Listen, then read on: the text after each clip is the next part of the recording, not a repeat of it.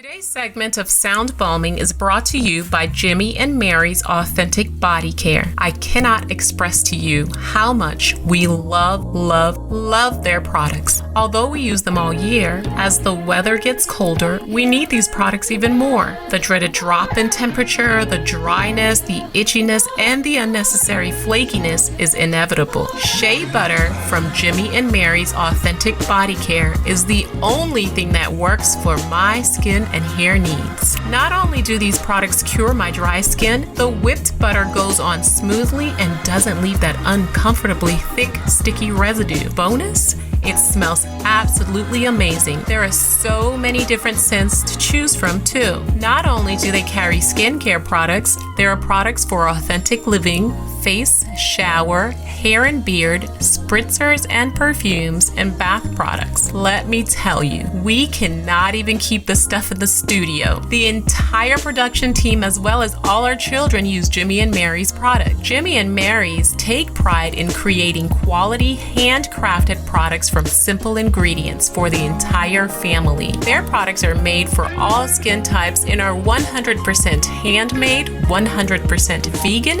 and 100% cruelty-free. Skincare is important. Moisture is key, and keeping our skin and hair hydrated is essential. I cannot emphasize how much we trust Jimmy and Mary's for all of our skincare needs. Hurry on up to jimmyandmarys.com and check out their products. Did I mention service is fast and efficient too? Don't forget to mention that you heard about Jimmy and Mary's Authentic Skincare on SoundBalming. Use the discount code SoundBalm20 to get 15% off. That's SoundBalm20 for 15% off at Jimmy and Mary's Authentic Skincare.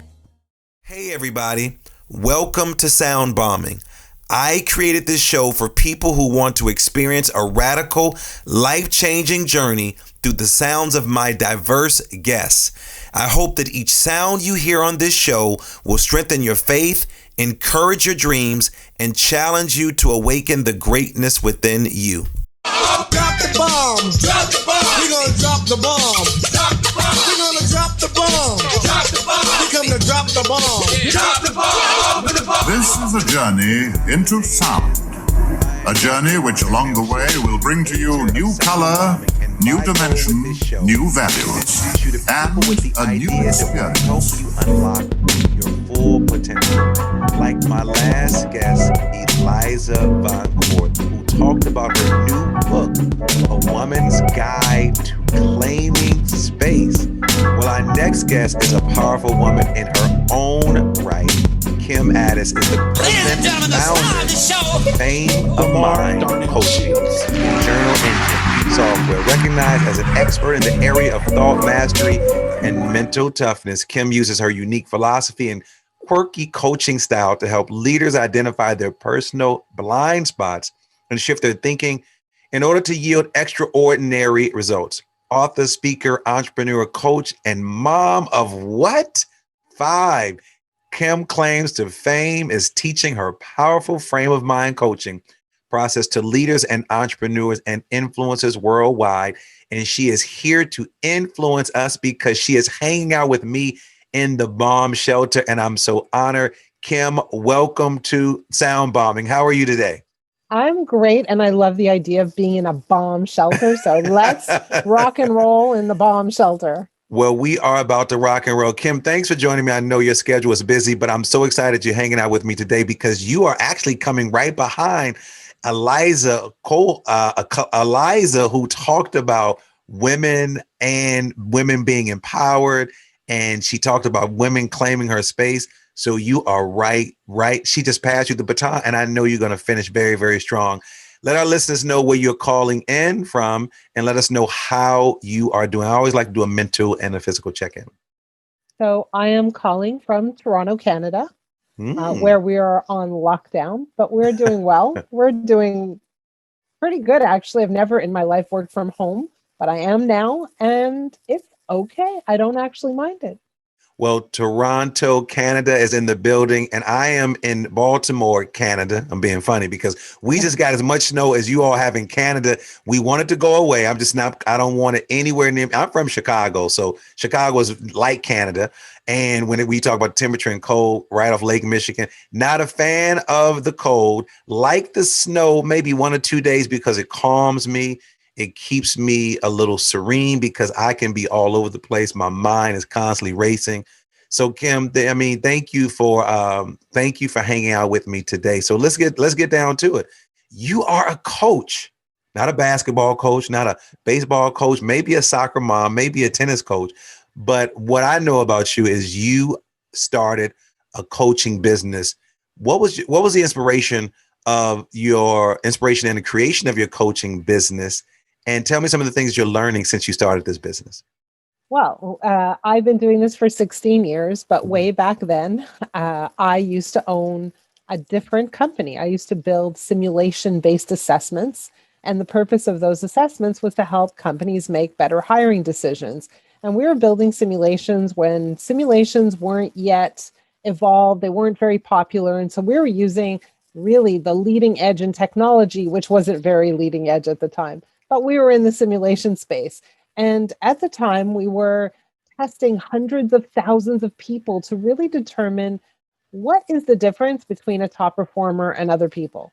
Is it their intelligence? Is it their personality? Is it their experience? Is it their skill set? What is it? And one of the things we found out was that it didn't matter which industry someone came from. It didn't matter what experience they had. It didn't matter what role they played, that in all cases, if a person had a higher level of emotional resilience, they would be much more likely to succeed. So keep that in the background. Meanwhile, I ended up selling my company, sold my shares, and I got recruited within a few weeks to work as a VP of marketing for a coaching company here in Toronto. I was super excited because I thought, this is a good match for me. Their mandate was to help people live extraordinary lives. And I thought to myself, yes, that's exactly what I wanted to do. So Wow. I went to work for them and I lasted about 8 months. And the reason is that number one, I'm not really wired to work for people. That's number one. And number two is that I had the opportunity to observe how they coach. And as I observed how they coached, I thought in the back of my mind, I think they're doing it wrong. I think there's a better way to do this.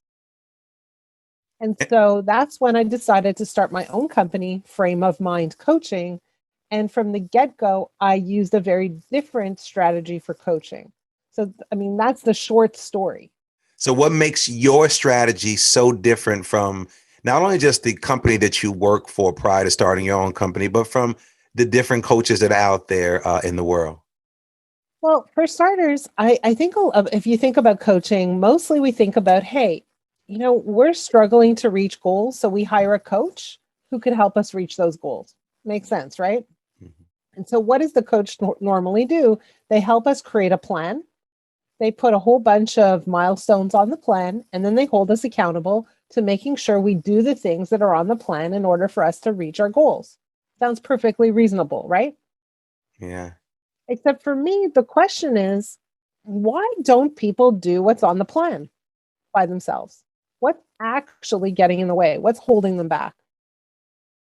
I thought it's not about the plan. It's about something else at play, something else that interferes with a person's ability to take action. What is that? It has to do with their thinking. It has to do with their beliefs. It has to do with how they feel about themselves, about how they feel with respect to their ability to achieve their goals. Right? So if I don't feel like I can achieve that goal, if I don't feel smart enough, if I don't feel capable enough, if I don't feel clear in terms of the next steps, it's going to be hard for me to take action. So do you see this as a common thread with majority of the people that you work with? It's 100% the thread.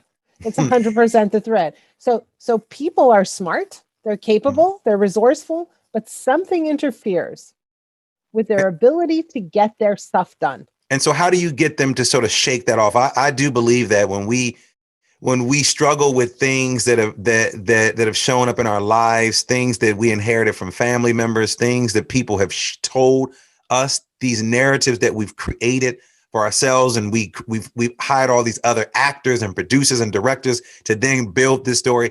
How do you then, Kim, get them to sort of shake that off and then move into a different direction?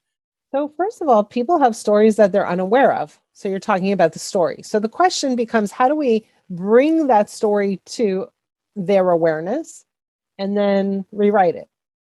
So when we coach people, first of all, we coach leaders, we coach entrepreneurs, we coach people who are, let's say, highly driven individuals who really want to achieve big goals, who want to make a positive difference in the world, and who are frustrated with something.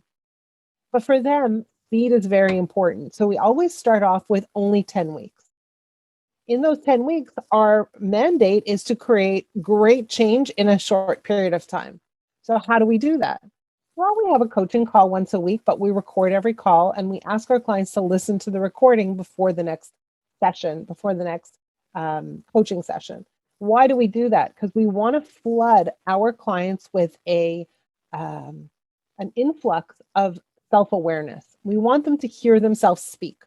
We want them to hear how they sound, where they get triggered, what their emotional state is. We want them to start to pay attention to where they keep getting trapped over and over again, and where they keep feeling frustrated, or where they keep running into the same barriers over and over again. So listening to themselves helps that process. In addition, go ahead, keep going. Mm-hmm. We ask our clients to journal in an online journal every single day with their coach. So at the beginning of the week, we give them a journaling prompt and they journal in a private and secure online journaling platform that we created in-house. And every time they journal, their coach reads and responds to their journal every single day, multiple times a day, if that's what's required. So what happens is that the coach receives this incredible amount of data. And from that data, we're able to piece together patterns of behavior, patterns of belief. We're able to understand how this person is wired, why they respond to things the way they do, why they perceive things the way they do perceive them, and what their story is ultimately. It's literally in writing, in their writing. So then what have you discovered that keeps talented and driven individuals from reaching their goals? I'm sure you're working with some, and I looked at what my producer shared with me. You're working with some very powerful people who are in the C-suite, from men to women, just for a variety of people across the board.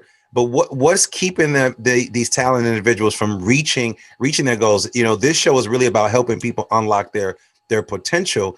And quite often, many of us are struggling with so many things in the world, so many external things that we really have no control over. But what are some of the things that we do have control over? And then how are you then helping those individuals reach their goals? So let's just put it this way. The beliefs we have about every subject will determine our actions or our inactions. So when we struggle to reach goals, we want to look at what beliefs a person has that prevents them from taking action or causes them to take action that leads to an unwanted result. So give me an example of a belief that many of your clients have held on to, and then by working with you, they eventually sort of let that belief go. Well, every person has different beliefs, but I can give you a perfect example. I'll give you a story. How's that? We love stories on this show, Kim. Thank you. Okay. So I was introduced to a client quite a few years back from an existing client, but the way he introduced this client was a little unusual. He said, "Hey, Kim, I want to introduce you to my friend and I want you to coach him, but I want you to treat him with kid gloves." And I thought that was a very strange way to introduce someone, given the fact that I'm very direct. I don't really use any gloves when I coach people. So you just punch people without gloves on. Huh? No punching, but I'm not that delicate. So I asked why would you set it up that way? He said, well, he's a very, very dear friend of mine and he has stage 4 cancer. I said, okay. I got on the phone with him and I asked him 2 questions. I said, number 1, how long do you think you have left to live? And he said, I'm not 100% sure. I'm guessing about 2 years. I've been on all these experimental drugs. I've already lived longer than I expected to live, but I'm not really sure. I said, okay, question number 2, how can I help you? What is it that you want to achieve as a result of coaching? And he said, well, I really, really want you to help me improve my productivity. And I thought that was very strange because if I had 2 years left to live, I'm not sure that I would be focused on my productivity. I said, why is that important to you? He said, well, I have an aging mother and I want to make sure that she's in a good spot. So I need to work very hard. I need to grow my business. I need to sell my business. And I need to make sure my financial situation is in a good spot. So what I want you to do is hold me accountable and make sure that every single hour is accounted for. Make sure that I'm focused on my priorities. Make sure that I'm not distracted. Can you do that for me, please? I said, well, I have another question. What is it that you really, really want? He said, well, what I really want is more time. And I do want to sell my business, but I have these other things that I want. I want to travel. I want to take my mother on a great vacation. I want to be in a relationship. I want to buy a house and I want to run a marathon. I said, well, why don't we do those things then? And when we started to work together, what I discovered, he owned a financial services company and he was a perfectionist. Every single project that went out the door, he had to make sure was done properly. He had to make sure to review it before it went back to the client. And oh, by the way, every client that came in the door, he was the one who acquired the client. So he became a bottleneck in his own business. So I said to him, we should probably talk about hiring people. He said, I can't afford to hire anybody. In my mind, he couldn't afford not to hire people. His life was at stake. I needed to reduce his workload. I needed to mobilize him so that he could have a business that was worth selling. And I needed to help him get more time in his life so he could live however he wanted to live before it was too late. And so I said, let's look at really, truly that belief. Can you really afford to hire someone? And we started to push back on that belief. That belief caused him to not hire people, to not be on the lookout for great talent. It caused him to do all the work. It caused him to be exhausted. And it caused him to be less than productive. In other words, not as productive as he wanted to be. Do you find it challenging to engage these individuals who are high-powered CEOs of these organizations who control a huge budget, who have tons of people under them? They're writing checks all day. They're sometimes in and out of court because they're being sued or they're suing other people. And they're used to telling people what to do. And then all of a sudden, the coach comes along and says, let's stop. Let's look at a different way. How do you then approach someone like that? Because as I think about coaches, I think about this. I got a chance to hang out with several coaches who coach NBA and NFL players. And they say, look at me, I'm a white guy who's working with majority of African-American players who make triple that I do. And so I have to be very mindful of how I engage them. And I have to be prepared to pull these tools out. And when I thought about this guy who shared this with me, I was like, man, that is interesting. One is a huge age difference. One is they're making more money than you culturally. And I'm not just talking about race, but I'm talking about culturally where they come from, may be different from you. And then now you expect them to listen to you.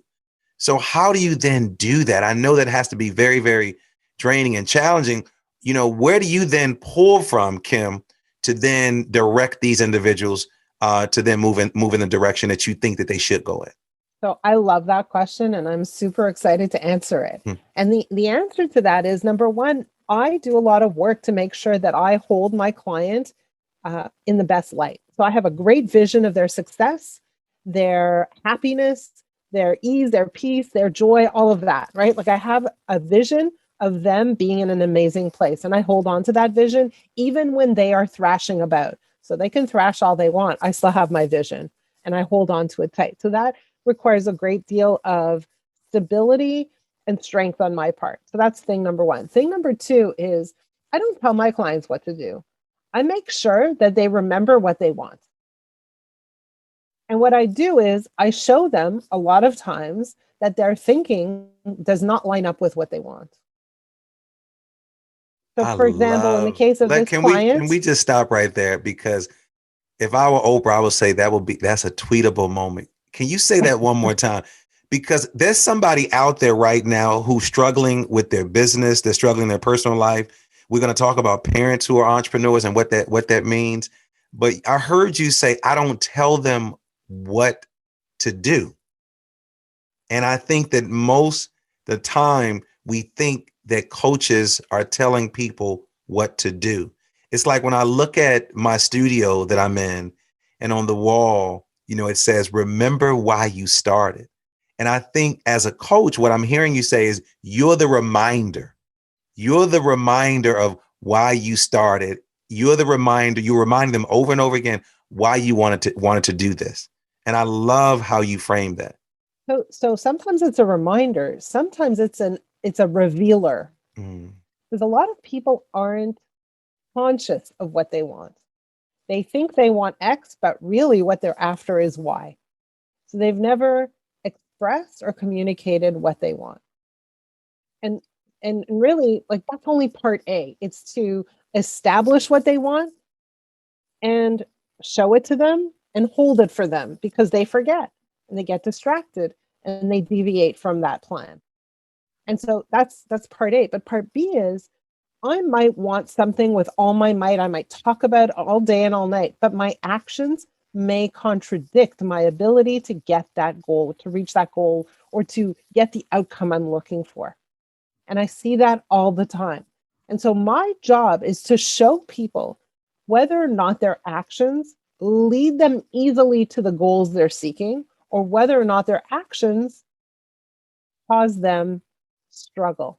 But then if we go a little bit further than that, it's, why are they behaving that way? What belief is driving that behavior? Because it's not enough to say, hey, this behavior leads to a negative outcome, right? They don't just change behavior when I talk about their behaviors. They need to line up their thinking with the outcome in order for behavior to change consistently and permanently. So talk to me about emotional resilience in the work that you do, and how do successful people leverage emotional resilience? Right. So what is emotional resilience? Emotional resilience is the ability to bounce back from adversity with speed and agility. And here's the key part, and leverage the adversity somehow. So something bad happened, you had a fall, whatever that fall looks like. It's the ability to get up quickly, but also take that experience and turn it into an advantage somehow. Beyond learning. Learning is good, but how do we now use it in a way that helps us accelerate? So many of the entrepreneurs that I'm coming in contact with are actually quarantined with their children. I just did a talk maybe once a week with teachers called Help, I'm Quarantined with My Child. What's your advice for entrepreneurs who are also parents? Because I know you are a parent. And so what's your advice? And then are there times where you forget to turn it off, Kim? Because if you're anything like me and most people that come on, my kids say, I'm not a project. I'm not one of your clients. I am your son. I am your daughter. And I see you smiling over there. So what advice do you have for entrepreneurs who are also parents? And then sometimes do the lines run over into parent and coaching when you're engaging your own children? And if so, what do you do to pull back? I really love your question. So let me just start by sharing. I have 5 kids, a lot of kids. And just this morning, I like how you said 5 kids, a lot of kids. I was talking to one of them. He happens to be number? 24 number. So it's a blended family. Yeah. Right. So I gave birth to 2, and then I got 3 more. And we all live together in one home, but they're older now. So, we've passed the difficult stage.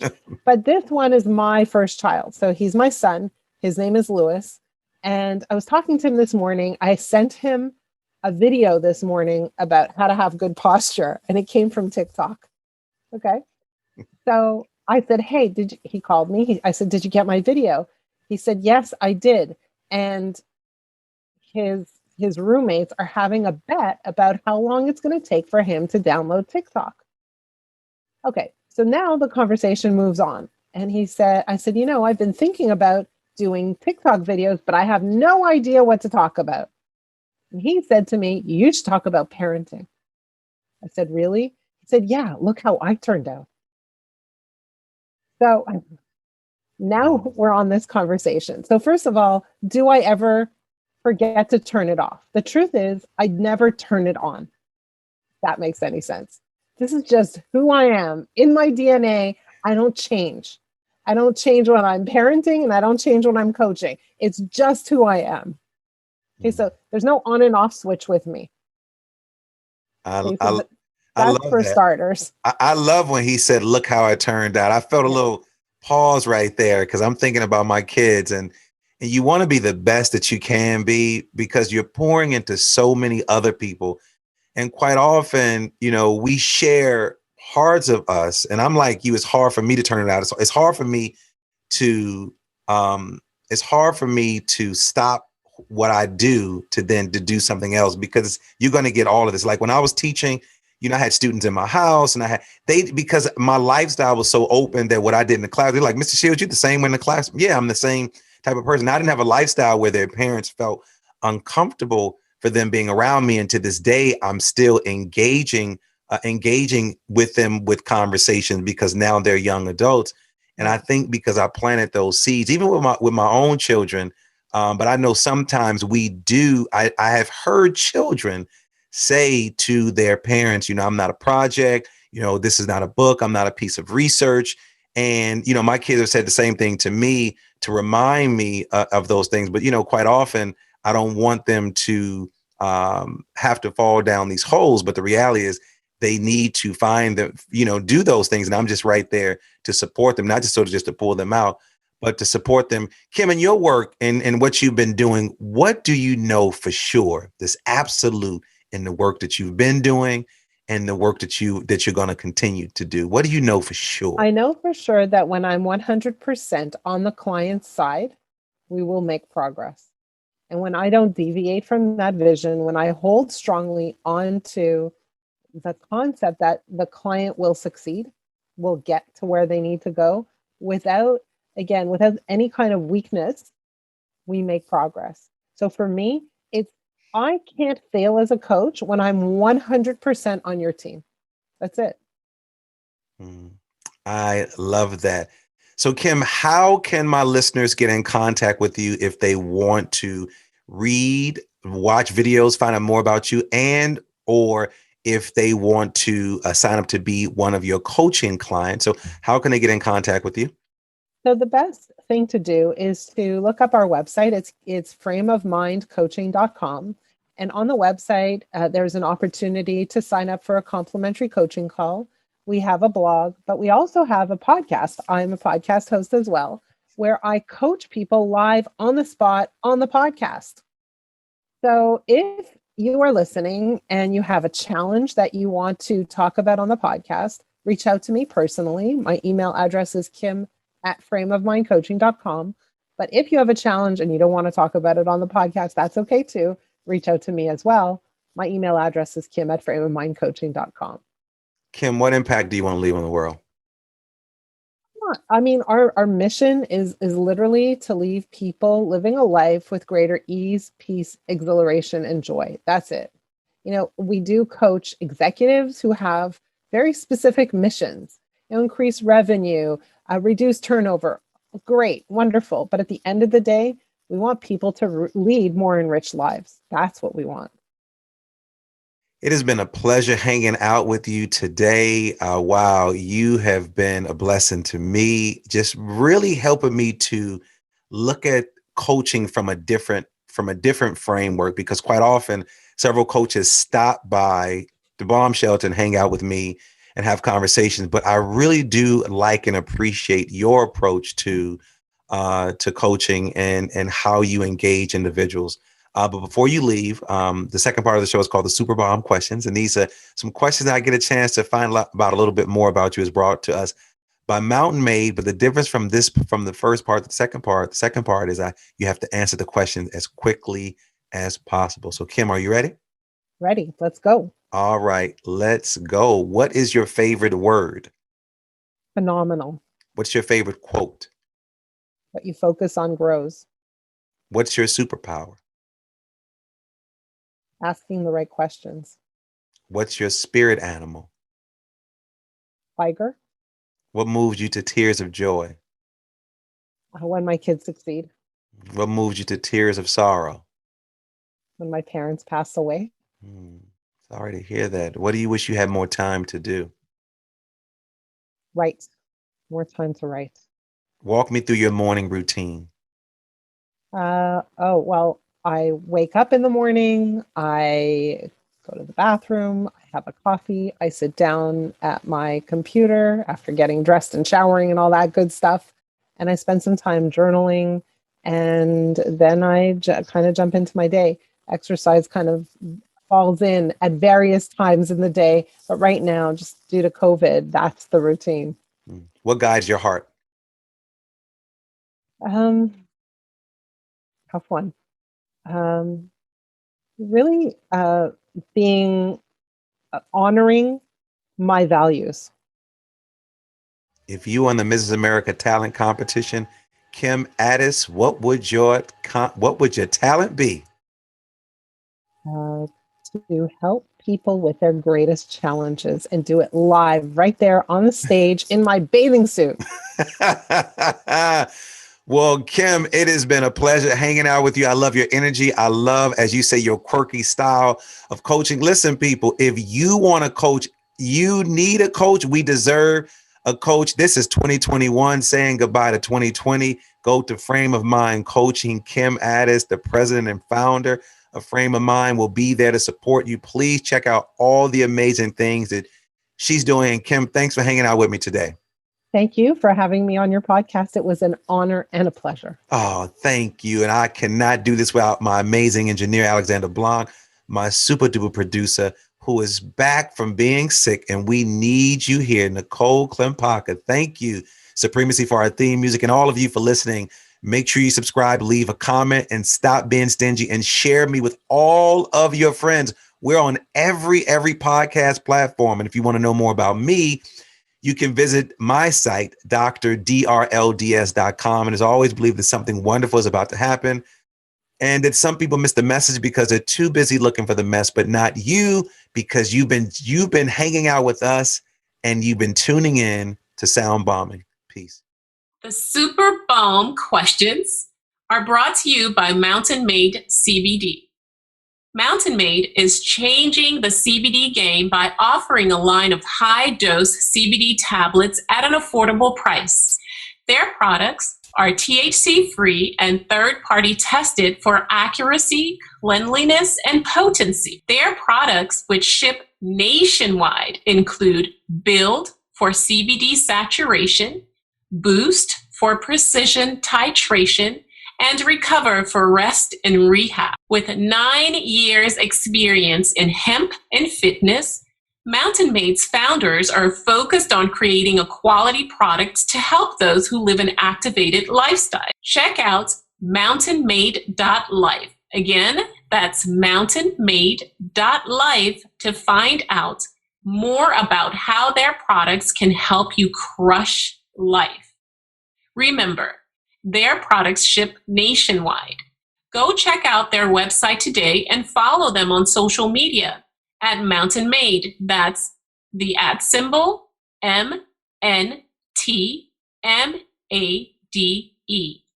Our staff at SoundBalming uses Build before a morning workout, which helps to push our bodies to a whole new level on a daily basis.